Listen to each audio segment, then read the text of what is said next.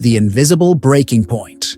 There is a pain that almost no one sees, a pain that does not scream, but consumes. It is in the chest of those who feel that they have something great inside them, but cannot touch it. It is in those who live with the feeling that they could be somewhere else, vibrating at another frequency, realizing another version of themselves, but they remain trapped, not for lack of talent, not for lack of dreams, but because of a subtle and dangerous paralysis. The unconscious wait for permission, for a sign, for an ideal moment that never arrives, and this wait disguises itself as prudence, common sense, even self-love. But inside, it hurts, because there is a part of the soul that is already ready, that already knows, that has already heard the call, and yet it does not move. And over time, this inertia creates an invisible fracture, an emotional breaking point where life continues on the outside. But on the inside, the energy stagnates.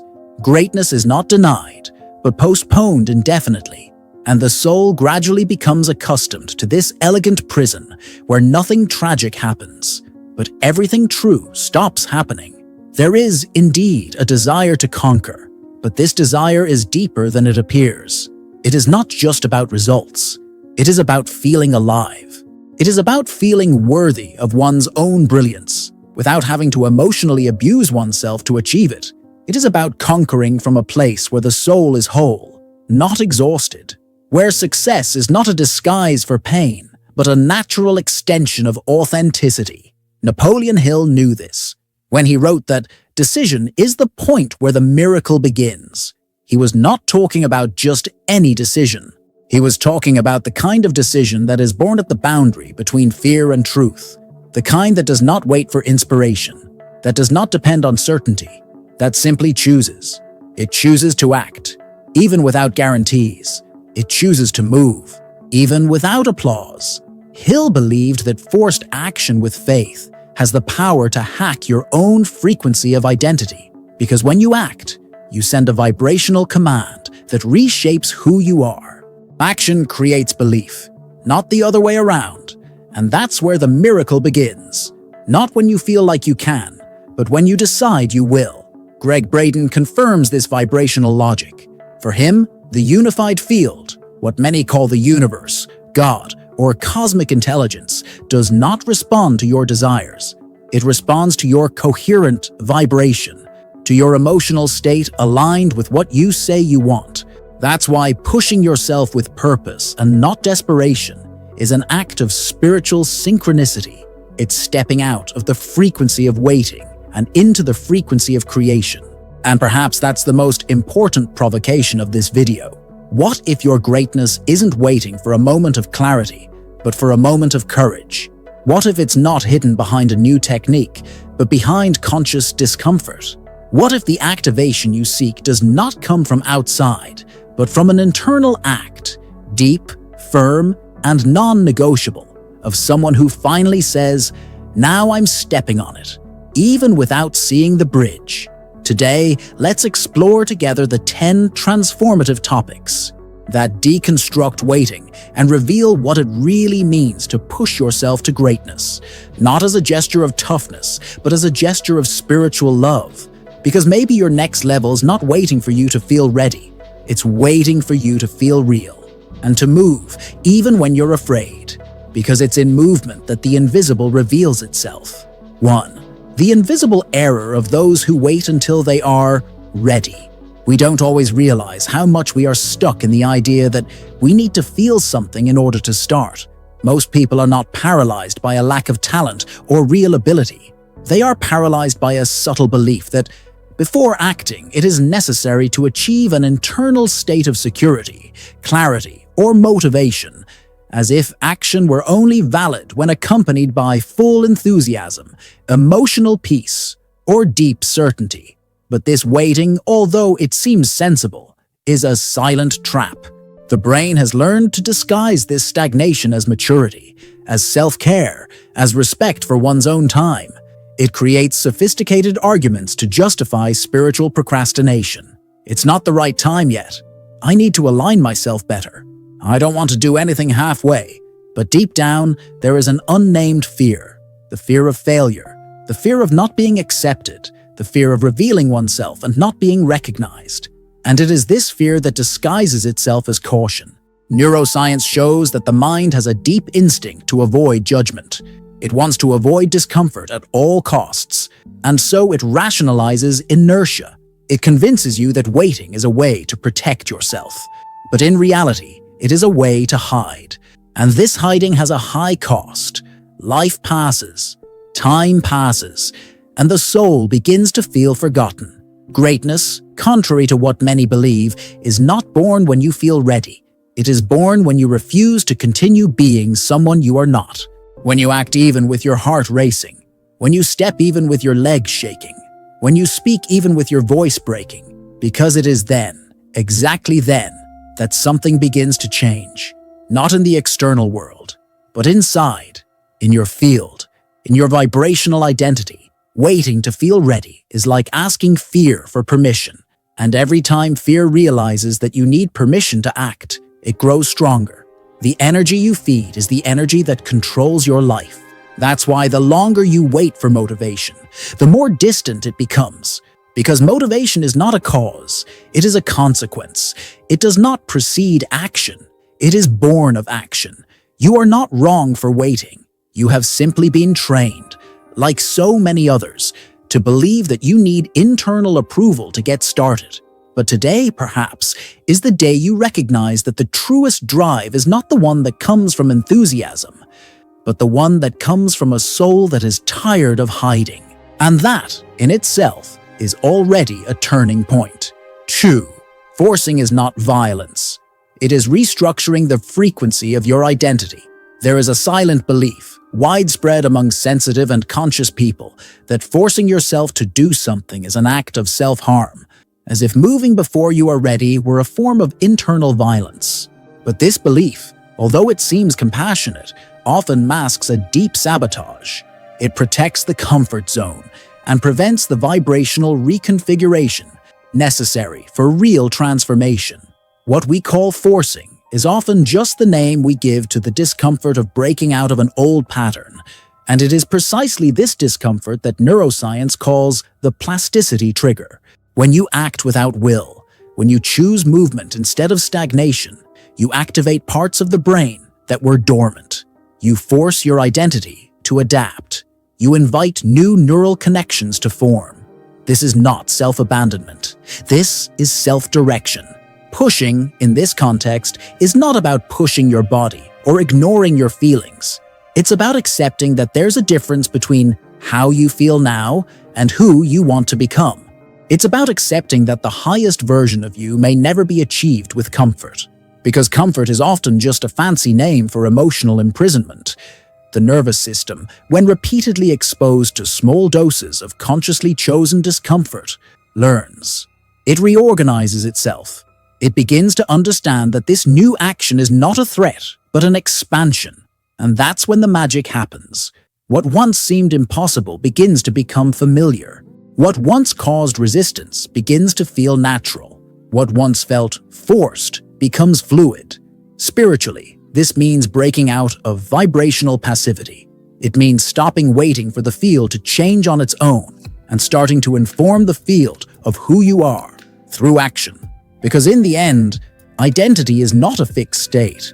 It is a vibrational pattern shaped by the choices you make over and over again. And each time you choose to act before you feel like it, you send a new message to your field. I am a mover. I am a responder to soul, not fear. Pushing yourself into this new understanding is a gesture of loyalty. Loyalty to the vision your soul has already revealed. Loyalty to the possibility your heart knows is real. It is a silent vow that says, even if I don't yet feel like this new version of myself, I will honor it with my action. And that action, little by little, restructures your frequency, until one day, without effort, without doubt, without resistance, you simply become it. 3. The trap of spiritual hope that paralyzes. At certain points on the spiritual path, hope can become an elegant disguise for inertia. Many believe that they are manifesting because they are thinking positively, visualizing, and waiting with faith. But, without realizing it, they are vibrating scarcity. They are cultivating a waiting that is not rooted in trust, but in absence, in need, in fear of making a mistake. Waiting in these cases is like holding your breath, hoping that something outside will resolve what is missing inside. True manifestation does not arise from waiting, but from the alignment between emotion and movement. When you wait without acting, you transmit to the field a vibrational message of doubt, a message that it is not yet time, that you are not yet ready, that what you desire is far away. And the field, obedient and sensitive, replicates this vibration. It delivers not what you desire, but what you believe to be. There is a profound difference between vibrational patience and passivity, disguised as faith. Patience is trusting in the timing of the invisible while walking. Passivity is not walking, waiting for the invisible to take shape. The field responds to what is emitted in coherence, not to what is simply desired with a heavy heart. Action, in this sense, is a spiritual language. It is a symbolic gesture that tells the universe, I am already moving as someone who already is. And this movement, even if small, has a power that simple intention does not have. Because action has a body, it has frequency, it has an energetic pulse. Action vibrates, and what vibrates creates.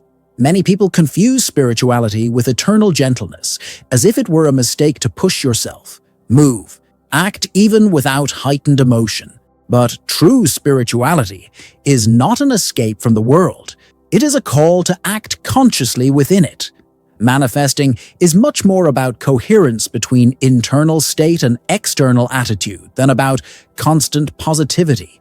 When you wait in silence, without moving, you cultivate a type of faith that numbs you. But when you move even without certainty, you cultivate a kind of faith that transforms. Movement is a silent vote of confidence. It doesn't demand guarantees. It demands presence. It demands decision. And it's that decision that begins to change the field. Waiting may seem spiritual, but acting with intention is profoundly spiritual because it's in the gesture, in the choice, in the concrete step that you show the universe that you're not just wanting, you're being. And those who begin to be, begin to see, not because reality changed by itself, but because the vibration stopped being a promise and became a presence. The triple circuit of manifestation, according to Hill, Dispenza, and Braden. There is a subtle, almost magical triad that connects decision, emotion, and action. Three forces that, when aligned, have the power to collapse realities and bring to matter that which seemed distant. Napoleon Hill, Dr. Joe Dispenza, and Greg Braden, each in their own way, spoke of this triad as the vibrational code of conscious manifestation. And understanding this circuit is not just a mental exercise. It is a dive into the way the soul transforms intention into existence. Napoleon Hill spoke about the unconditional decision. For him, nothing begins before the decision. Not a theoretical decision, not a mental decision, but a vibrational decision. The one that is made in the core of the being.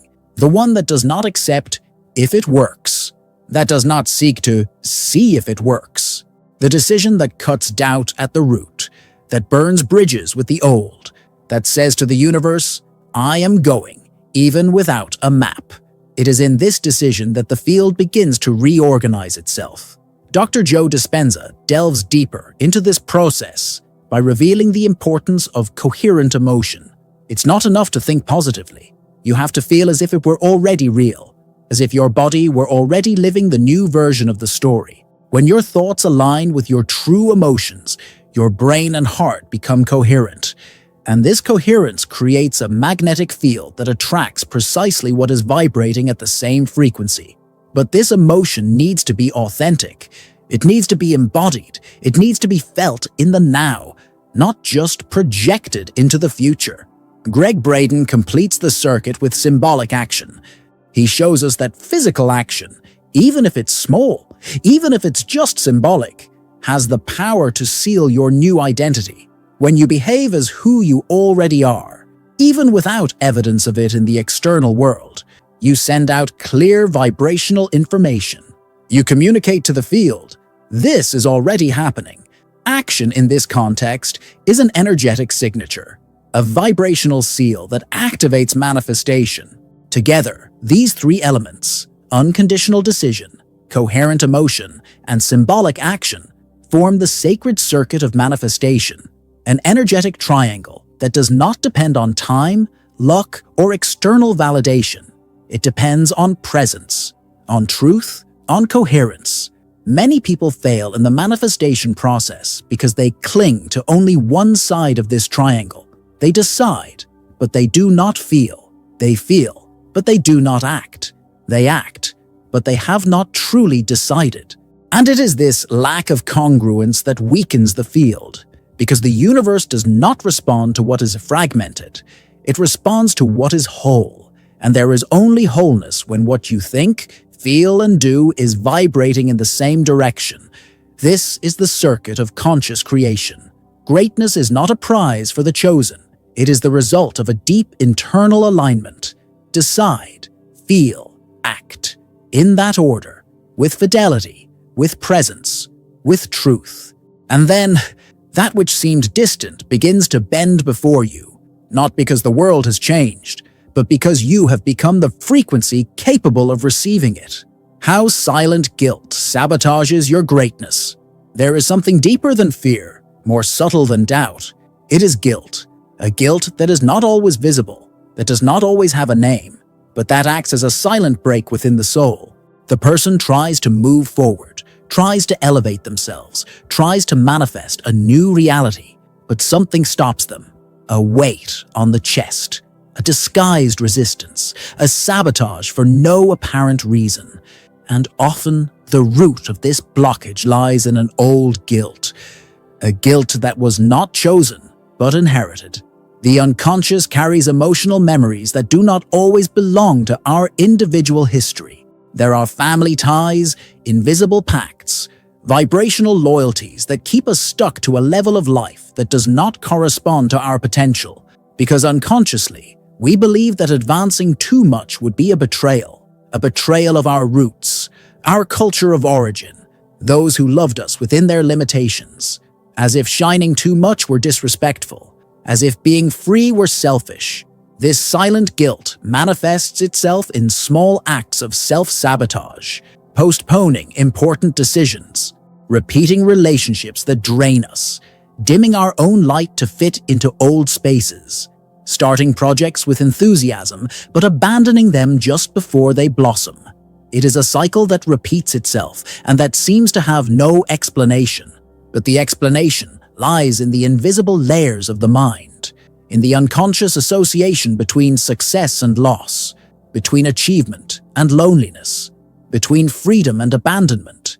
Spiritually, this guilt needs to be embraced, not fought, not denied, but acknowledged with tenderness, because it was born from a distorted love, from a deep desire to belong, from a human impulse not to disconnect from those who have given us affection, even if that affection came with pain. Healing begins when we understand that honoring our origins does not require stagnation, that true loyalty is not about remaining small, but about flourishing as a testimony to the strength we have received, even if imperfect. Vibrational reconfiguration requires that this guilt be reinterpreted, that it ceases to be an obstacle and becomes a foundation. May you understand deep down that there is no honor in denying your greatness, that there is no love in remaining broken so as not to bother, that growing is a sacred way of giving thanks, and that each step towards your fulfillment can also be a step towards healing for those who came before you. Guilt only has power as long as it remains hidden. When it is brought to light, it dissolves, not because it disappears completely, but because it loses control. And in this new inner space, something greater can be born. The decision to live your truth, the courage to embrace your brilliance, the choice to no longer shrink to fit into stories that your soul has already overcome. Because true fidelity is not to the past, it is to your mission, and your mission demands complete presence, not guilt disguised as affection. Next, the identity trigger that activates your higher mind. Identity is not an abstract idea. It is a frequency, a set of repeated choices, sustained emotions, and internal images that define who you believe yourself to be. And what many don't realize is that this identity can be accessed, modulated, reconfigured, not just with big decisions, but with small symbols, with gestures, with everyday rituals that silently trigger a new state of being. There is something profoundly transformative about simulating the posture of the future version of yourself, not as an empty theater, but as a vibrational invocation. When you choose to wear an outfit that represents confidence, when you speak words that express firmness, when you walk with the presence of someone who has already accomplished, these actions, even if they seem subtle, send clear signals to your nervous system, and the brain begins to respond. The body begins to believe. The mind begins to open to a new pattern of belonging. The limbic brain, responsible for automatic emotional responses, does not distinguish between reality and symbolism. It responds to what is repeated coherently. Therefore, simulating is not pretending. It is rehearsing the vibrational presence of your highest self. It is anticipating the energy of the version of yourself that you are becoming. And in this process, something changes, not only in your mind, but in the way you occupy spaces, in the way you see yourself, in the way the world begins to respond to you. The identity trigger is not a superficial self-help tool. It is a neurological and spiritual portal. When you activate symbols, be it an affirmation, a gesture, an image, a habit, you activate an internal code. And this code reconnects you with future memories, with what your soul already intuits, but that your mind does not yet know how to translate. You are not inventing something new. You are remembering who you have always been, but have not yet had the space to express yourself. Activating this higher mind does not require major external transformations. It requires vibrational coherence. It requires intention. It requires a daily commitment to presence, because it is in the repetition of the symbolic gesture that the new identity solidifies. It is by living as if you already are that you become, not in a forced way, but in a natural way, because the body learns, the energy adjusts, the soul aligns. This higher version of you already exists at some level. It is not in the future. It is vibrating at a frequency that you can access now through symbols, attitudes, and conscious decisions. And once accessed, it begins to guide. It begins to take up space. It begins to transform what was once just intention into a new way of being. And it is in this new way that greatness manifests, not as something distant, but as an inner reality that has finally found permission to reveal itself. Sefa, why trying to feel gratitude can block your frequency? There is a widespread belief in the world of personal development that feeling gratitude is a universal key to manifesting what you want. And, in fact, true gratitude is one of the most powerful emotions we can access. But there is a crucial detail that is almost never said. Trying to feel gratitude when the body is in pain, when the mind is in confusion, when the heart is in a state of need, can create dissonance. It can block you. It can unintentionally push you even further away from the vibrational state you want to access. The mind knows what it should feel, but the body does not follow suit. And when you force an emotion that is not ready to emerge, you create an internal conflict, a vibrational noise. Something sounds false, even if the intention is good. You repeat words of affirmation, but inside there is a void. You try to be grateful for something that has not yet manifested, but you feel like you are lying to yourself. And it is at this point that many give up on the process. Not because gratitude doesn't work, but because it has been misunderstood.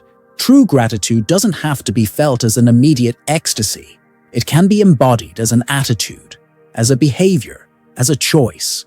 You can act like someone who's already grateful, even if the feeling is not yet fully present.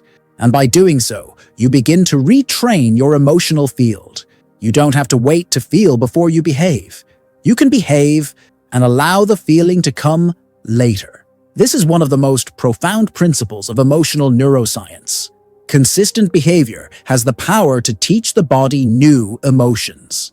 When you act in alignment with an emotion you want to access, even if it has not yet fully manifested, you create neural pathways. You carve new vibrational paths, and little by little, feeling begins to accompany action. Gratitude is not an emotional performance. It is a vibrational decision, and you can make this decision through gestures, choices, and small daily movements. You don't have to feel an elevated state all the time. You just need to not abandon the field, not give up on coherence, not punish yourself for not being where you want to be, but also not wait for emotion to come before action, because often it is action that frees blocked emotion. And so, without pressure, without demands, without guilt, you begin to live from a new place, a place where gratitude is not a spiritual obligation, but a frequency that arises from the courage to act towards what is true, even when the heart is still learning to trust, even when the eyes still do not see. Because the most powerful gratitude is not the one that celebrates what has already arrived. It is the one that honors with attitude what the soul has already recognized as possible. 8. Andrew Carnegie's mental model for provoking destiny. Andrew Carnegie, one of the most influential men in the history of success, and Napoleon Hill's spiritual mentor, did not believe in coincidences. For him, destiny was not something to be expected. It was something to be provoked. He believed that the world respects those who impose themselves as inevitable, not out of arrogance, not out of pride, but out of a silent, vibrational decision to occupy the space that the soul itself has already revealed as legitimate. This imposition has nothing to do with brute force. It has to do with presence, with inner authority, with an energy that does not ask for permission to exist, that does not wait for validation to manifest itself. Carnegie did not wait to be recognized to take a stand. He took a stand, and recognition, as a vibrational reflex, came later. This is a profound spiritual key. The external world responds to the way you establish yourself energetically, not to the way you justify yourself emotionally. How many times have you diminished yourself so as not to appear arrogant? How many times have you hesitated to take a stand for fear of seeming too much? How many times have you waited for an external sign to authorize yourself to be who you are? This hesitation, even if it seems like humility, is often just a fear disguised as virtue, a fear of bothering others, a fear of standing out, a fear of not being loved if you are whole.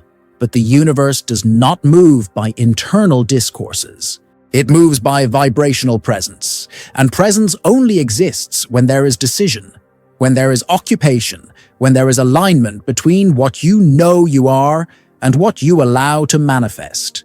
Hesitation creates gaps. Doubt vibrates scarcity. Waiting communicates insecurity, but presence communicates clarity. It tells the field, I already am, I already exist, I already vibrate as someone who has arrived. This mental model of Carnegie is, in fact, a spiritual model of manifestation. It is not about beating others. It is about stopping negotiating with your own light, about stopping asking the world for permission to occupy the space that only you can occupy. It is about deciding that your energy is inevitable, that your mission can no longer be postponed, that your truth can no longer be silenced so as not to hurt the sensibilities of others. Those who truly change the world do not do so because they are smarter or stronger. They do so because they have stopped hiding, because they have decided to be faithful to the frequency they carry, because they have understood that there is no honor in remaining invisible, and that occupying one's own space is, above all, a gesture of love for the life that beats within oneself. Carnegie did not wait for a better world. He became better, and the world responded. And perhaps this is the silent call that your soul is hearing now. Wait no more. Do not reduce yourself anymore. Do not negotiate anymore. Just become. Just vibrate. Just occupy, with truth and wholeness, the space that is already yours by origin. Because when you impose yourself as inevitable, it is not the ego that speaks. It is the soul that has finally found the courage to exist without disguise. 9. The 3 acts ritual. There is a silent but powerful way to reprogram your vibration and get closer to the reality that your soul already recognizes as true. It is not about magic, nor about complex techniques. It is about coherence. Coherence between who you claim to be and how you choose to act. And this coherence can be cultivated through simple but profoundly transformative behavioral rituals. Imagine for a moment that you are already who you want to become, not in the distant future, but right now. Imagine that everything you seek is already within you, waiting only for your external attitude to reflect this internal truth. It is from this conscious imagination that the 3-acts ritual is born, a vibrational path that does not depend on inspiration, but on sacred repetition. The first step is to write. Write clearly who you would be if you had already achieved your ideal. Not only what you would have achieved, but how you would speak, how you would choose, how you would react to challenges. What would be your attitudes, your posture, your limits? Don't write to dream, write to remember, because all of this is already somewhere inside you, waiting to be summoned to the surface. The second step is to live. For 7 days, without exception, choose 3 attitudes each day that express this elevated version of yourself.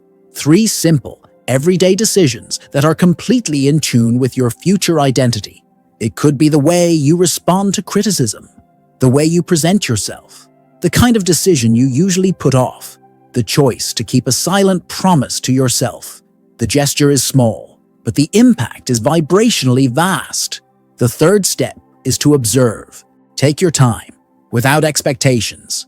Just observe how reality begins to respond differently, how the field reorganizes itself in response to your new stance, how small synchronicities begin to emerge, how people, ideas, and signs begin to arrive. Because everything, absolutely everything in the universe responds to vibrational coherence. And this coherence is not activated with pretty words.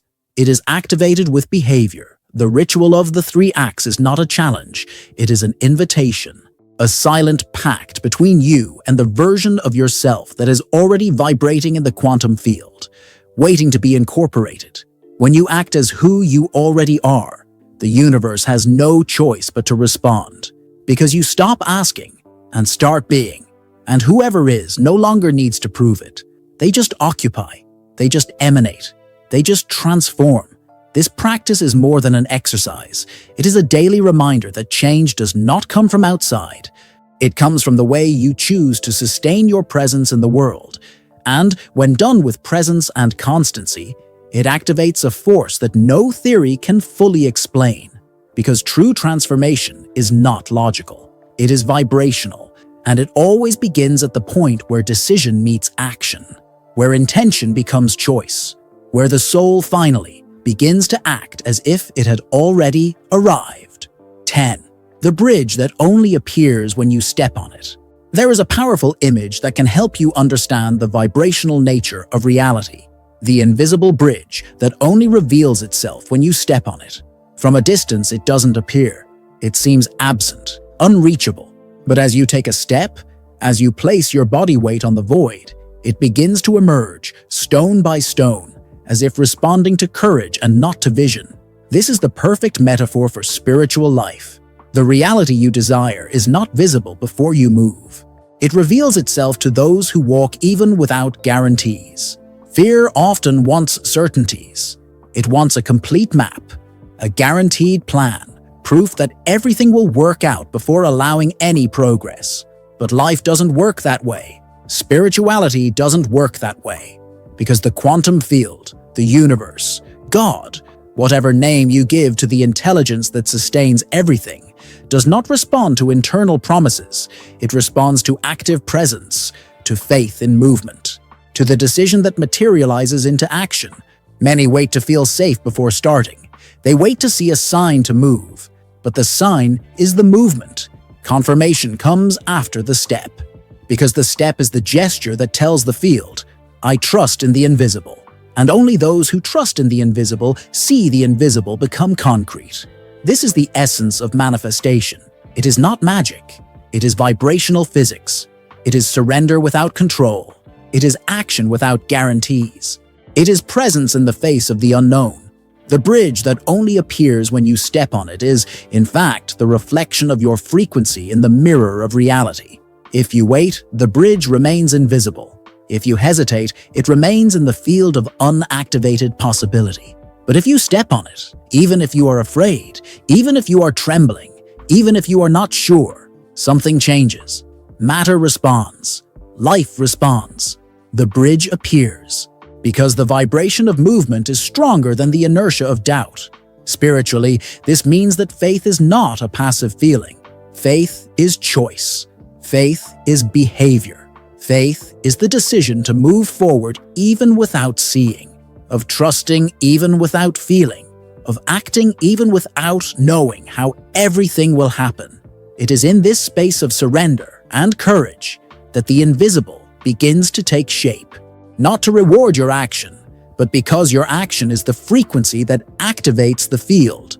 This bridge is symbolic, but also deeply real. Everyone who has ever crossed a great portal of change, a leap of consciousness, a profound transformation, knows that it never appeared before the first step. It always revealed itself in movement, because life, like the soul, does not obey fear. It responds to presence, to firmness, to truth embodied in gesture. And perhaps when you understand this, you realize that nothing is missing, that the bridge has always been there, just waiting for you to step on it, not to test you, but to guide you to the other side of yourself, the part that does not wait, the part that does not shrink, the part that finally decides to be. Because greatness, in the end, is not a destination. It is the path that emerges when you have the courage to walk, even when everything around you still seems invisible.